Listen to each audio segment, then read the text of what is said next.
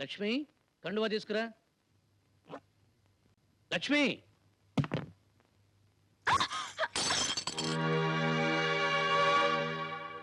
ఇదిగో అన్నయ్య. రాజా, నేను పట్నం వెళ్ళొస్తాను. అలాగే అన్నయ్య. అన్నట్టు మర్చిపోయాను, నువ్వు టీచర్ గారింటికి వెళ్ళి అక్కడున్న కొబ్బరికాయలు ధాన్యం బస్తాలు సంతక దొలించాయి. అలాగే అన్నయ్య.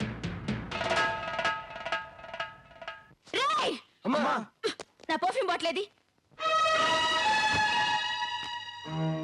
ఏమండి? ఏమిటో చెప్పండి.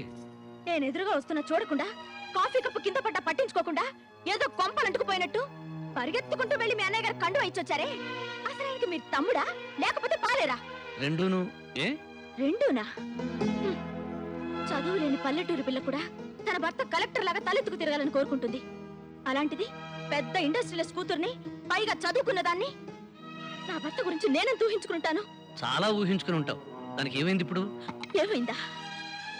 మీ అన్నగారి ముందు మీరు చేతులు కట్టుకుని అలా తలంచుకుని నిలబడుతుంటే చూడ్డానికి నాకెంత ఇబ్బందిగా ఉంటుందో ఆలోచించండి. చూడు భారతి, మా అన్నయ్య ఈ ఊరికి దేవుడైతే నాకు రాముడు. రాముడు ముందు లక్ష్మణుడు చేతులు కట్టుకుని నిలబడాలి, లేకపోతే రామాయణానికి అర్థం లేదు.